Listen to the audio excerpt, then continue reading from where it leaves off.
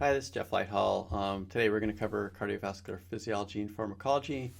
The goals here are to understand the mechanism of action of inotropes, dilators, and constrictors, and this is something that's important for the basic science component to the anesthesia Part 1 exam, which is why I'm getting not paid to do this, to provide some educational material for that. We'll cover the pharmacologic profile of these agents in brief. That's usually stuff that is already known pretty well from medical school. And we'll talk about how the different agents and their personalities fit into different patient states that you might want to characterize and how those fit together and create a rational treatment plan for the use of these agents. And so really what we're after is having you function as an effective consultant in the use of vasoactive agents and help others in the selection and use of these agents.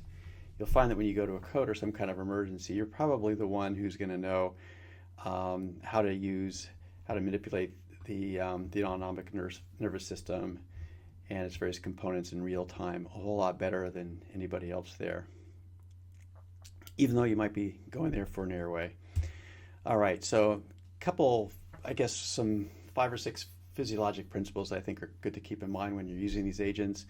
First thing is all the different bodies have resting tones. You know, it's never like you're sitting there with relaxed vessels and you're waiting for drugs to constrict them. There's always kind of a sense of tension between parasympathetic and sympathetic nervous system inputs to your vasculature, to your heart, and chronotropy and inotropic states. And what your body does with its own neurohormones and what we do with our pharmacologic agents is kind of nudge these different states in one direction and another, but it's never kind of like starting from square one or from zero and turning something on. The other thing is, for a given drug, consider the receptor distribution throughout the body. There are some areas that have very strong, high densities of receptors in them and others that do not. Also, there's specific locales. So, for example, there's vasopressin receptors on the efferent arterioles, but not so much on the afferent arterioles in the kidney, and they're not so present in the pulmonary artery circulation, unlike alpha receptors that are very prominent there. So if you have somebody that you're trying to rescue with RV dysfunction and hypotension, you can actually increase systemic pressure and RV perfusion with vaso, but not so much RV afterload.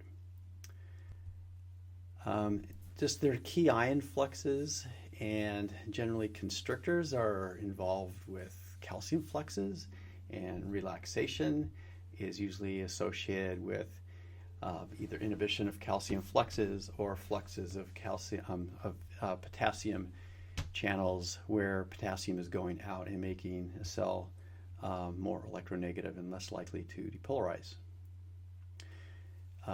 So calcium, for example, has got a gradient of about 10,000 to 1 when you consider the extracellular space versus the cytosol, and potassium's got about a 35x gradient from inside to outside. And when they're non-electrical events, you see pharmacomechanical coupling take place, and that's when receptors are activated by agonists, and that causes a cascade of enzymatic reactions to occur. And so generally, constriction occurs when calcium fluxes alter the activity of calcium-sensitive proteins that either cause the interaction between actin and myosin, or actually the activation of other enzymes.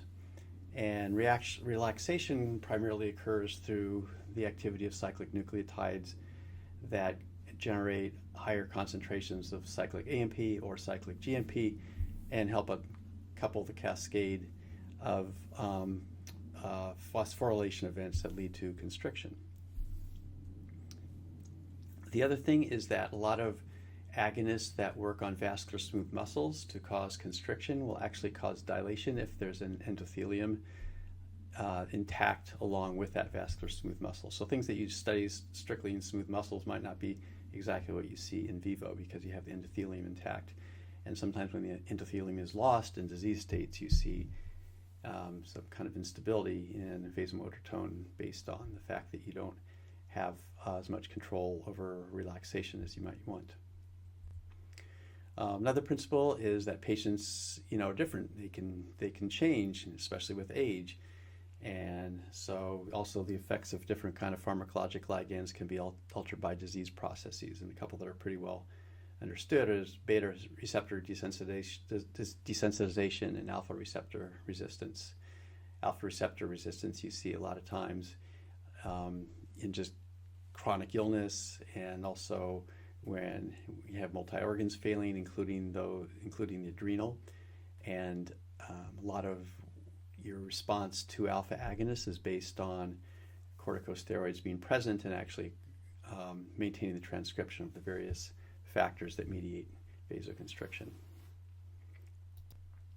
Another principle is if the front door is blocked, try the back door. There are different drugs that sometimes work through the same intercellular mechanisms as the first-line agents, and if you have a receptor that's maybe desensitized, say like an alpha receptor, then you can always try to constrict via other kind of mechanisms, either angiotensin or vasopressin. Okay, and so here is some of the meat of the talk, and that's the intercellular mechanisms of action. So we'll talk about EC coupling in cardiomyocytes, pharmacomechanical coupling in the same, a little bit about pacemaking, and we'll talk about the same, we'll try to explain the activity of both constrictors and vasorelaxants in the vascular smooth muscle in the periphery. All right, on to the heart. So as I mentioned, there are key ionic gradients that mediate the ability for heart cells to maintain cell-to-cell communication. This is involved in contraction when it's not coordinated by the various nerves in the His-Purkinje system, but also, just there's regions that sometimes work together, and those are through some of these pores that tie some of the muscles together, and as well as different kinds of voltage and other ligand activated channels that open and close and then let various ions in and out. So bottom line is we have potassium, very high concentrations in the cell, not so much outside. Opposite is true for sodium, and there's about a 10,000-fold gradient between extracellular and intracellular space for calcium, and slightly less gradient, but still pretty strong, where concentration within the sarcoplasmic reticulum is about 1,000-fold higher than what you see in the cytosol. Okay, so here's where how things work, and kind of your classic agonist relationship in a cardiomyocyte is what happens when a beta receptor is activated and facilitates both chronotropy and inotropy.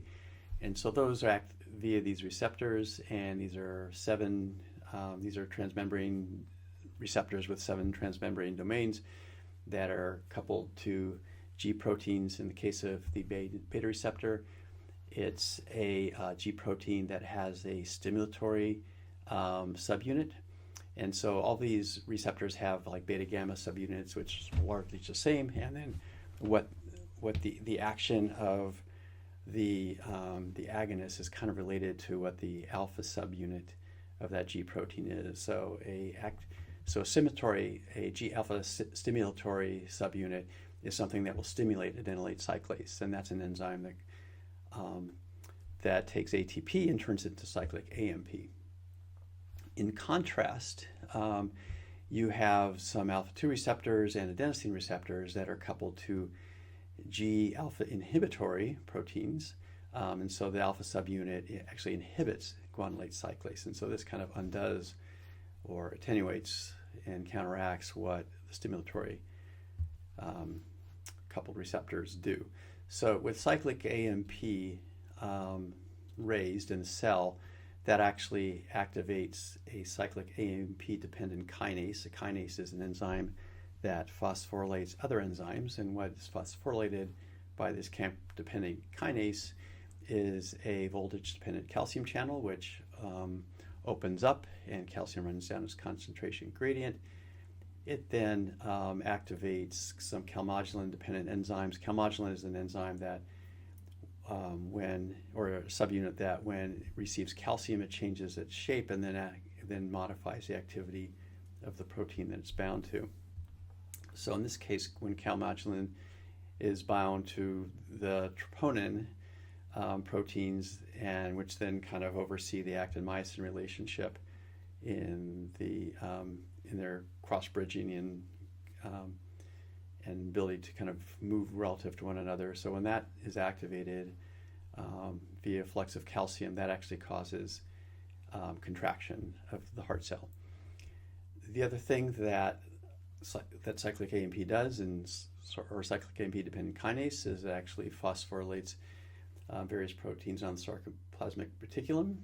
Lambin is one of them, and that interacts with a calcium ATPase, which then allows the calcium to be brought up a concentration gradient to a higher concentration within the sarcoplasmic reticulum, so as to get calcium out of the way. So you get your contraction stimulated here, and then calcium gets out of the way and allows for that heart cell to cycle and have more rapid heartbeats, and again, more force of contraction as well.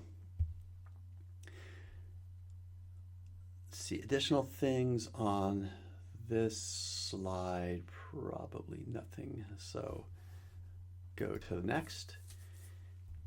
So other things that can happen in heart cells, this actually accounts for the mechanism of a couple different less commonly used drugs that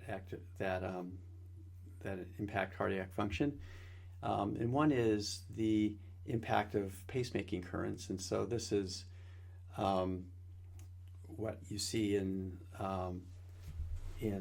SA nodal cells, is you get current through what's called the funny current channel, and it's a mixed sodium potassium inward current activated by hyperpolarization and also modulated by the autonomic nervous system, and probably one of the more important ionic currents for regulating the pacemaker activity in the SA node.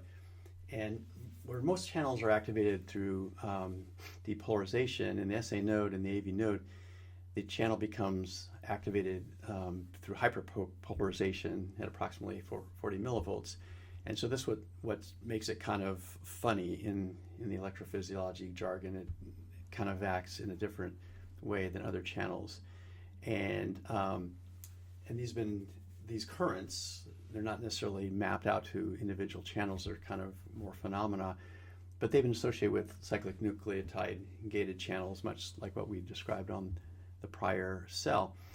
And ivabradine is a non-catecholamine acting agent that actually lowers heart rate without inhibiting beta activity, and that inhibits the funny current and actually can slow down this activity and cause longer cycles between these fluxes. And not a super commonly encountered agent, but it's a nice one to have, because if you want to lower the heart rate, most of your options involve providing negative inotropes. And so if you have a failing heart that's going too fast, there aren't too many options that will allow the heart still to do the work that you want it to if it's failing, but also slow it down. So another agent that doesn't quite fit into the 7-transmembrane G protein coupled receptor scheme is digoxin.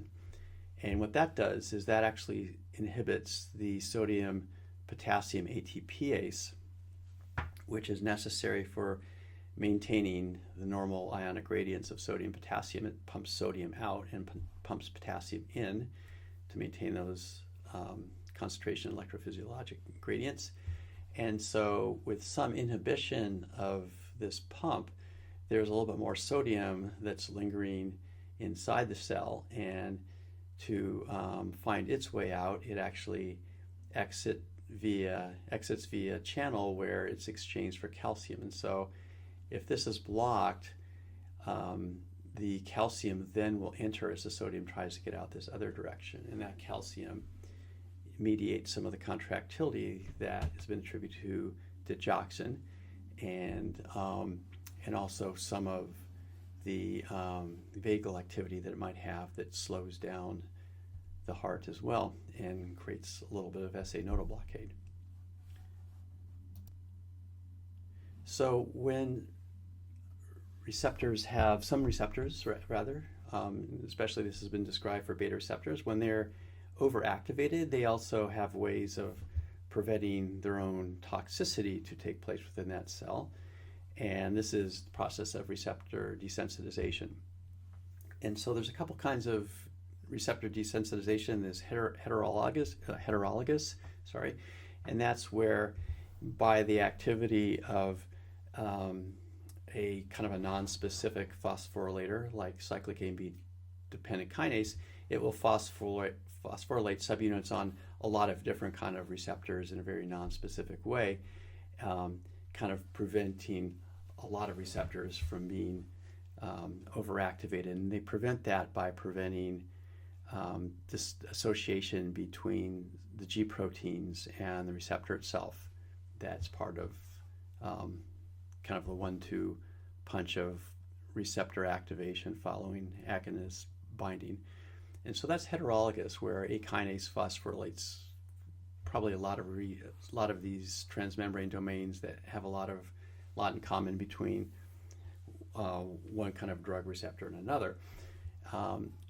Homologous desensitization is where you have a kinase that phosphorylates a substrate that's specific to one very specific kind of receptor and causes that receptor to be sensitized, but not other receptors. And so beta adrenergic receptor kinase phosphorylates a very specific site. It causes the association of beta-arrestin, which is a protein, to see that phosphorylated set of amino acids there, and that prevents association between the G-alpha S protein, G protein, and the beta receptor. So let's just make sure we've covered most of the inotropes that are out there. So G protein coupled receptors like beta agonists and other catecholamines, those act through the ligand associated transmembrane receptors that stimulate adenylate cyclase, leading to CAMP kinase and various phosphorylation events that increase actin-myosin association and SR uptake of calcium.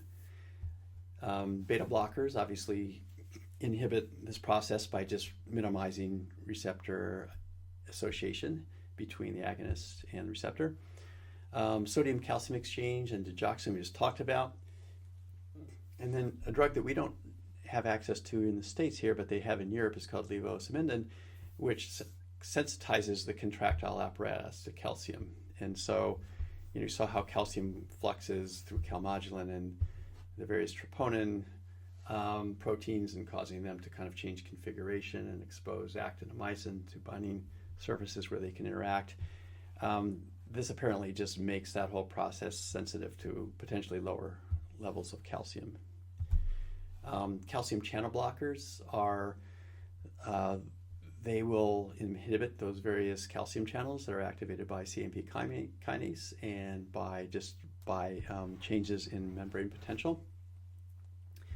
And then finally, this is kind of like oddball stuff, but intralipid, which is used to kind of came to the forefront by its use for handling local anesthetic cardiotoxicity. It has a lot of different effects. It can provide some free fatty acids, which actually provide some energy substrates that help maintain forceful contraction in cardiomyocytes through activities on the mitochondrial. It can protect against ischemic reperfusion injury, act as a free radical scavenger. So sometimes people say intralipid kind of stimulates the heart, and it would be through those kind of mechanisms that it would do that.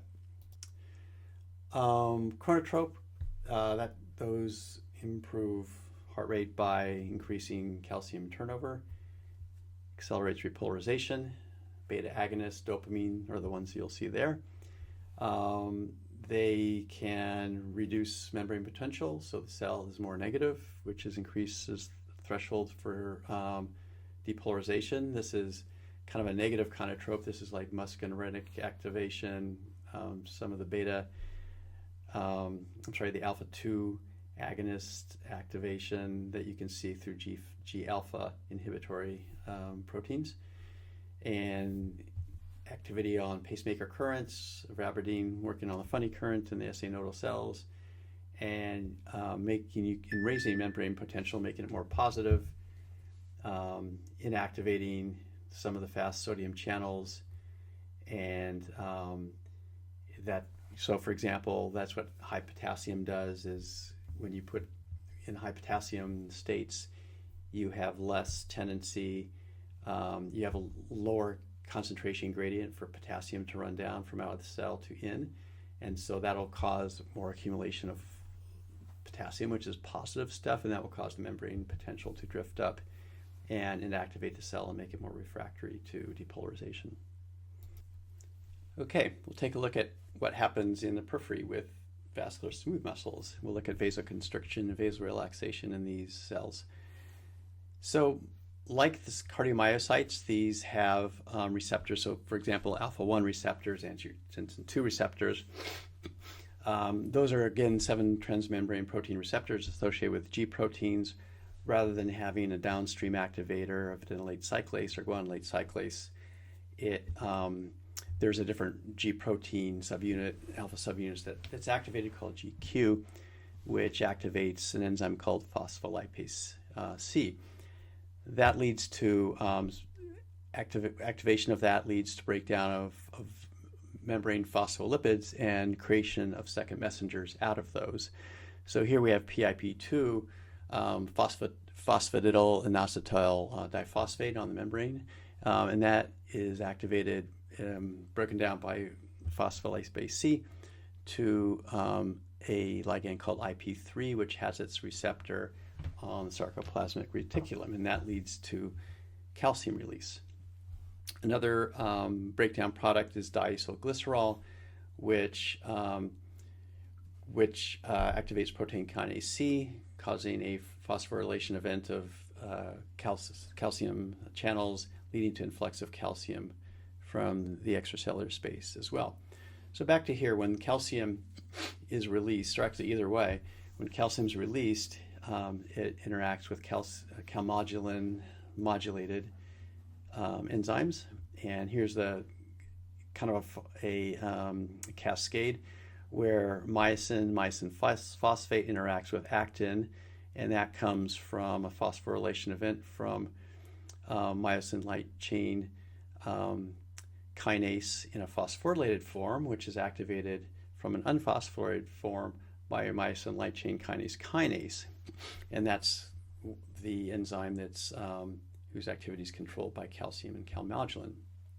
So via calcium-dependent mechanisms, both intracellular release of SR-bound calcium and release from the extracellular space via calcium channels, you get this interaction and constriction of vascular smooth muscles. So how do we get vasorelaxation? Well, that's again through different proteins which promote different kinds of second messenger cascade, which then helps uncouple and inhibit the constriction cascade. So a couple examples are shown here. So as with cardiomyocyte, here's a beta 2 receptor in the periphery, and it leads to the production of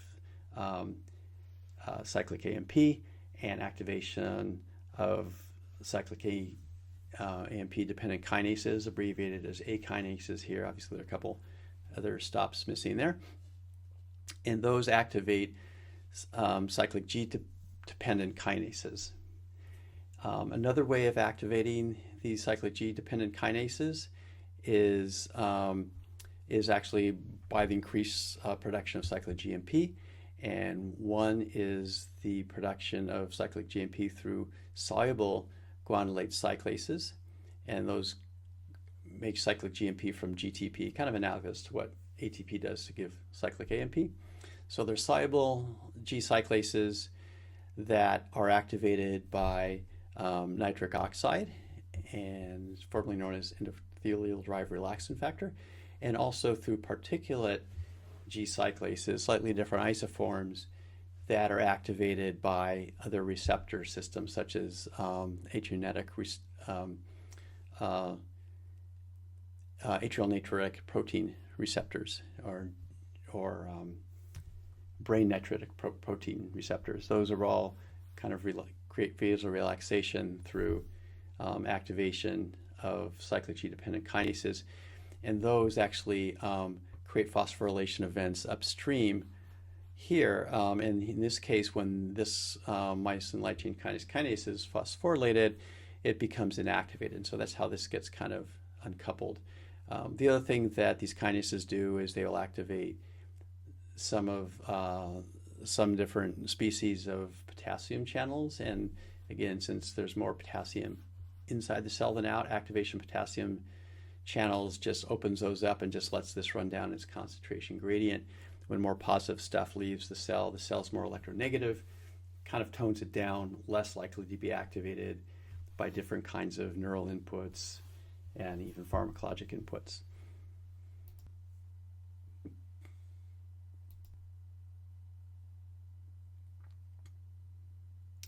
So that's, wish that was the complete picture, but in the intact vasculature, it's kind of this cooperative unit between the vascular endothelial cell, described out here, and the vascular smooth muscle cell. So for example, where did this nitric oxide come from? Yeah, it can come from various donors, such as nitrates that you might infuse, but it also comes from production, a byproduct of arginine, which is nitrogen-containing amino acid, through the activity of nitric oxide synthases, which are proteins that are found specifically in the endothelium, and well, in other places too, neural tissue, but in terms of this neighborhood here, those are from the endothelium. So it's kind of curious because, here if you increase cyclic AMP and even calcium fluxes in the endothelial cell, those end up activating the nitric oxide pathway, which then creates a vasorelaxing substance, which causes vasorelaxation of the vascular smooth muscle cell. So any of these agonists that will raise calcium will constrict this cell, but if you have an intact endothelium, it'll relax that cell. And one of the classic experiments when they're discovering nitric oxide was they would take vascular smooth muscle cells, either by taking a small arteriole and denuding the endothelium, or just culturing the vascular smooth muscle cells. They put acetylcholine in there, and these cells would constrict. And with an intact endothelium, or with endothelial cells kind of mixed into the mixture with the vascular smooth muscle cells, acetylcholine would actually cause the vascular smooth muscle cells to actually relax. And that's because of some of these fluxes here. So here's an acetylcholine receptor, kind of a GQ receptor that causes high potassium fluxes, and that's activating nitric oxide synthase, causing NO production. Whereas here, there are probably some acetylcholine receptors here that would just cause straight vasoconstriction. So a lot of what your agents do, and your native agonists, your introduced agonists, like the ones we use pharmacologically, like what their activity kind of depends on whether your endothelium is there or not. In certainly disease states, the endothelium breaks down, really advanced vascular disease, sepsis, septic shock, big inflammatory fluxes that would kind of poison these cells. So kind of interesting, but this is the general thought how different kinds of vasoconstrictors and relaxers work in the periphery. So like before, let's just kind of review, make sure that we've accounted for a lot of the different drugs that we use. So epi, norepi, angiotensin, vaso, endothelin, this is more of a native compound than something we use. These are all via those GQ proteins, and their receptors create calcium fluxes and constriction. Obviously, there's calcium channel blockers, different types, that will prevent some of the fluxes of potassium from the extracellular to the cytosol. Diltiazem, nifedipine, the dihydropurines, those are the examples there. Things that increase cyclic GMP cause vasorelaxation. So nitric oxide, nitride, nitroglycerin, those are diffusible activators. There are diffusible inhibitors of G-cyclase that we didn't really talk about, but if you have like really refractory, wide open vasculature, vasodilatory shock, sometimes we use methylene blue when all of our constrictors are kind of maxed out. And what that does is that actually inhibits G-cyclase. And so if there's native activation of guanylate cyclase by overproduction of nitric oxide, maybe stimulation by other pathways via various inflammatory reactions and inflammatory debris, you can sometimes get control of that with methylene blue. Receptor-based activation, brain natriuretic peptide, that's working directly on vascular smooth muscle cells. And then also persistence of cyclic G. I didn't really get into this too much in that diagram, but once cyclic GMP is produced, it does degrade at a certain rate into basically GMP. And so, it's cyclicized from GTP to cyclic GMP, and then, but if you can keep it around, and its activity can persist by inhibiting the esterases that break it down. And so in vascular smooth muscle cells, PDE5 is kind of the most prominent isoform, and that's inhibited by sildenafil. And then back to the cardiac cells, I don't think we talked about this, but maybe should have, is there's a lot of PDE3, which is inhibited by milrinone. And then that actually helps maintain concentrations of cyclic AMP in cardiomyocytes, helping promote the chronotropy, as you might see with milrinone. It's a inodilator because some of it acts on inhibition of A cyclase in the periphery and maybe a little bit of G cyclase in the periphery. So these are also kind of potent pharmacologic agents, especially kind of long-term therapy for pulmonary hypertension. And so VI cyclases increases cyclic AMP. Beta agonists, they do cause relaxation in the periphery, probably through these kind of mechanisms here.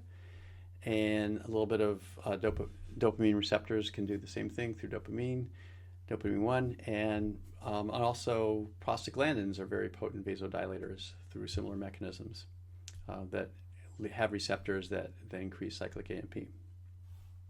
And then talked about persistence of cyclic AMP by PDE3 inhibition. Milrinone is an example of that. It both increases contractility in the heart as well as it relaxes the systemic vasculature through PDE3 in the periphery. So a little bit off of the mainstream, there are other agents that work through some of these mechanisms. There are all sorts of different combinations of potassium channels. There are ligand-gated potassium channels such as ATP-gated. There's voltage-gated, etc. There's a huge variety of potassium channels out there, and inhaled anesthetics inhibit different ones, different combinations of the different subunits, and it kind of depends on species and what vascular bed that you work through. But the vasorelaxation that you see with inhaled anesthetics is through ATP-gated potassium channels. Minoxidil does the same thing. So IP3 mediated calcium release, one of the actions of hydralazine, which is a hard agent to really characterize, is thought to be due to that. Not really shown in any of these diagrams is just the native sympathetic tone. Propofol has probably more activity on sympathetic nerves and sympathetic ganglia than directly on vascular smooth muscle cells, but it is recognized as something that lowers vascular tone. And then a little bit indirect, but when you have really refractory vasodilatory shock, we often give corticosteroids for a couple reasons. One is probably one of the other organs besides the vasculature that's being affected is probably the adrenal gland and the production of the steroids. And these are transcription, these are steroids that act via transcription, DNA transcription mechanisms, and it's thought that this supports the transcription of various elements that are part of the response to catechols. And so without sufficient quantities of corticosteroids, we just don't have the mechanisms that are there to respond to the catechols that we infuse. And then some of the natriuretic peptides are pretty potent vasorelaxants, and so you can inhibit their breakdown, and sacubitril is one agent that does that. And there's this really potent vasodilator that's given to advanced heart failure patients called Entresto that has not only that, but also valsartan, which is a blocker of the angiotensin receptor, which is, again, one of those constricting pathways we looked at. And then, of course, we have ACE inhibitors and angiotensin antagonists that work on the angiotensin system and the receptor therein. So a lot of things going on with the endothelium. Don't want to really give it kind of the short stick here, but there are constricting pathways that are mediated through the endothelium. There are vasodilator pathways, such as the one described for nitric oxide, that work through the endothelium. And there's also prostacyclin pathways, which modulate vascular tone as well as modulate the health of the coagulation system and platelet function. So without going into too many intercellular details, it's probably worth just noting that another agent that does have an effect on the vasculature is oxygen itself. And there's immediate effects of oxygen that can cause, when it's around, it can cause dilation of pulmonary vessels such that you have adequate VQ matching. And the same kind of cells here that are kind of out there sensing oxygen, if they sense that it is not present, then they'll cause capillary and vascular beds to constrict and thus send blood to other areas that are better perfused, so they could be, that are better ventilated rather, so they can then take up oxygen and maintain adequate matching between ventilation and perfusion within the lung. So there's also oxygen sensing pathways, as you're probably familiar with, the ductus arteriosus, causing that to close at birth. There's all sorts of different kinds of modulation of vascular tone in the fetal pulmonary circulation. This is called hypoxic pulmonary vasoconstriction, and also oxygen is sensed in the carotid body and the aortic arch, having to do with impacting in part some of your hypoxic respiratory drives. Oxygen is also sensed on a chronic basis via the hypoxic inducible factor system. This is a nuclear transcription factor, which when it senses there's low oxygen tensions in the body, it can increase transcription of genes that help your adaptation to a low oxygen environment. For example, the production of erythropoietin and neovascularization in areas that have tissue hypoxia.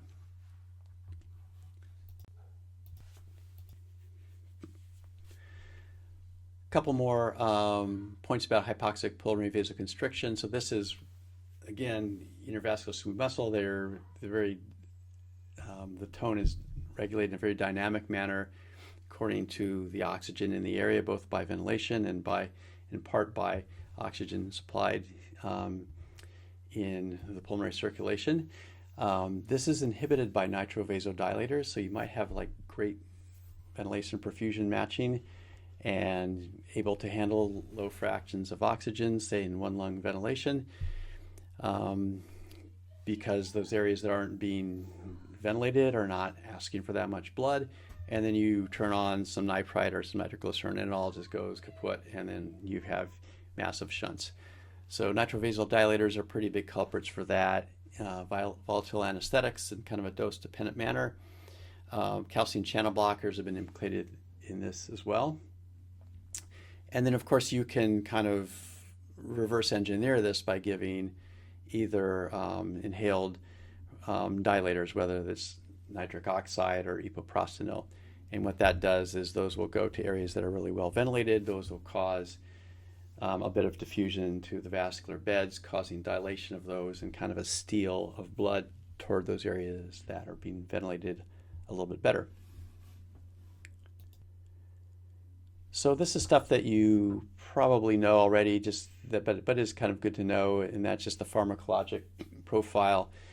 I think kind of the key categories just to think about things in are pure constrictors, things like vasopressin and phenylephrine that don't have any beta activity as well. The fact that norepinephrine is a potent vasoconstrictor, but also picks up a little bit of beta activity, which might help you if you have a heart that's not super happy to have this extra afterload. And then you have various forms of inotropes. You have inoconstrictors, those like epinephrine and dopamine, that increase inotropic state as well as increase blood pressure through activities on the peripheral vasculature and constriction. And you have inodilators such as milrinone and dobutamine that have pretty predictable effects on heart chronotropy, but they also are vasorelaxers. And so again, where you would select for one might be a lot different from where you select for the other. Like if you need an inotrope, it kind of depends on your blood pressure. If your blood pressure stinks, you're not going to want to use an inodilator because your organ perfusion might you'll have a better cardiac output, but you're just not going to have enough blood pressure to actually get it there. So it's good to kind of have these, not so much memorized, but just kind of know the personalities of the different drugs and what they're going to do in terms of heart function, vascular function. So are there any generalizations that can be pulled?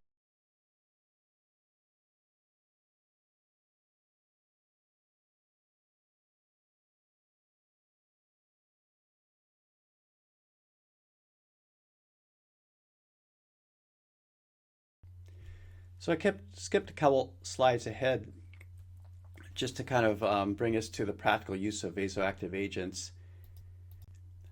I think this is kind of the key diagram that I would focus on, and that is in thinking about what your patient problem is, think about it as a little bit of a puzzle that has dimensions of, is there a vascular tone problem, is there a chronotropy problem, and is there an inotropy problem, and just kind of like characterize the disease state you're looking at in terms of these axes.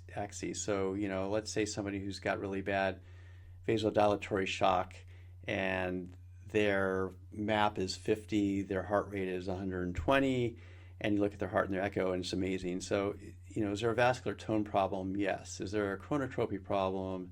No. Is there an inotropy problem? Really not. And so you've got this kind of keyhole that looks like this. And so then, do you have a key that fits this?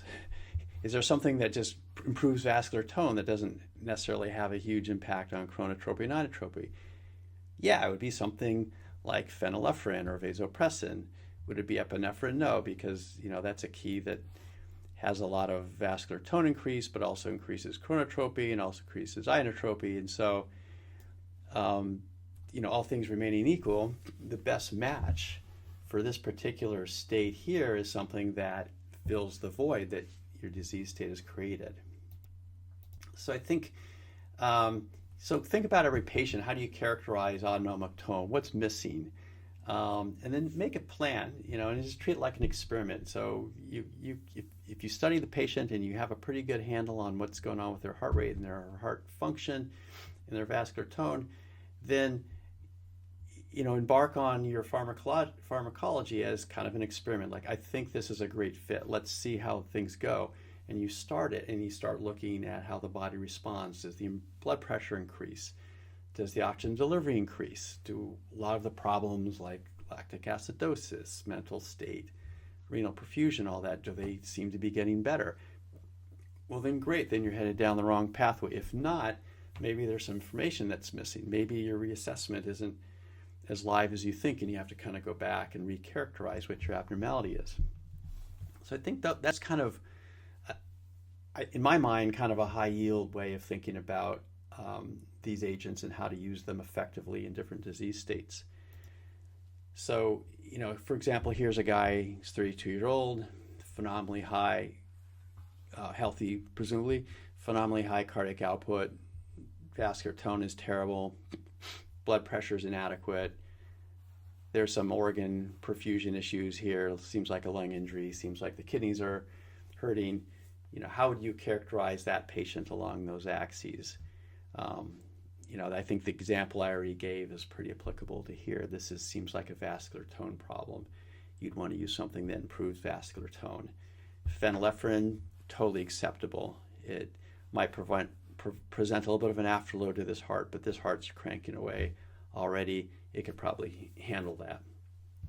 If this was somebody with maybe a lower cardiac output and an overall frailer starting point, maybe older, then maybe something like norepinephrine would be equally appropriate. It would not only increase vascular tone, but also give a little bit of beta just in case the heart didn't like that extra afterload.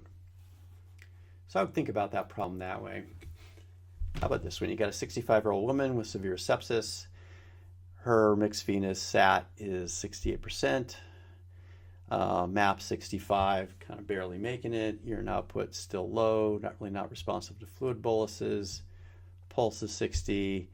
Take a look at the heart with an echo. The LV is okay, but not hyperdynamic. And so, in terms of endpoints for sepsis, kind of there, barely. MAP sort of very low part of your target. Mixed venous O2 SAT, yeah, adequate. Not super low, not super high, neither here nor there. Urine output, you wish it was better. You've probably pushed fluid as high as you can. You've probably got everything you can out of fluid. And, is this a heart that really realizes that the patient has a 30% mortality? No, the heart's just kind of hanging out at 60 and not very hyperdynamic function. So, how would you characterize this patient's problem? Think about that for a couple seconds and you can pause. I would think about it in the following way, and that is that, I would like this to be a little bit higher. So I would love to have something that's got some inotropy. I would love to have something that is, a good chronotrope, something that's a decent inotrope, and then something that might raise the blood pressure a little bit more than that 65. So, would milrinone do the trick here? Yeah, not really. That would probably lower the MAP. It might help the LV function. Might help the pulse a little bit, probably not that much. Dobutamine, it would raise the pulse some, make the heart look a little bit better, but it would probably tank the blood pressure, and so we would not have adequate organ pressure in order for it to, organ to work normally. So something like low-dose epi, that would stir this up a little bit. That would stir this up a little bit. That would stir this up a little bit. When we use dopamine more often than we do now, probably pretty adequate. That kind of stirs up everything all at once. So some kind of inoconstrictor, I think, probably, feels like that would be the right thing to do here. And, what's the difference between, say, epi at 30, 35 nanos versus 4 or 5 mics per kilo per minute dopamine? Probably not tons. Some people think dopamine creates more arrhythmias than epi. You can try one, try the other. Try one if patients tolerate it. Great, keep going. If not, try something else. Here's a guy, parotid tumor resection, blood pressure crashes on induction, no cardiac history on pre-op. Phenylephrine given because that's what we do. Blood pressure crashes on induction. Not a great response. We're given a lot of fluids because that's what we do when people crash on induction. Not a great response. More neo, not a great response. And we do a rescue echo, and we see that the heart function is awful. This is someone with no cardiac history, but probably some really bad previously undiagnosed cardiomyopathy. So what does this seem like? Is there a chronotropic problem? Not enough information to really know. Is there not? So let's say the patient's heart rate's 80. So that's neither here nor there. So, and maybe. Is there a contractility problem? Absolutely. There's a huge inotropic problem. This heart's hardly working. Is there an SVR problem? Maybe, but maybe not. I mean, yeah, the map is terrible, but, and the patient has been exposed to a number of agents that are probably impairing vasomotor tone. And so what has this patient bought for themselves? Something with inotropic effect. And I think, your two key branches of the inotropes out there are inoconstrictors, epi and dopamine, and inodilators, dobutamine and milrinone. And if you give this patient milrinone, well, typically in heart failure, what you do when you give the inodilators, you pick up the cardiac output and you drop SVR, and if you're lucky, you'll get higher cardiac output and more oxygen delivery, but you'll probably at best break even with the same blood pressure rate you started with, because you're kind of trading cardiac output times SVR, one for the other. So if your blood pressure stinks to begin with, an inodilator will give you a greater cardiac output, but your blood pressure still is going to stink, and that's going to not be enough for brain perfusion, renal perfusion, myocardial perfusion. So you're pretty much stuck with an inoconstrictor here. Not only do you need an inotropic, you need a very strong inotropic state to improve the output of this heart that looks very sluggish, but you also need to support vascular tone. So just by picking familiar agents, I think most people would reach for epi in this situation. Is norepi a good drug for this?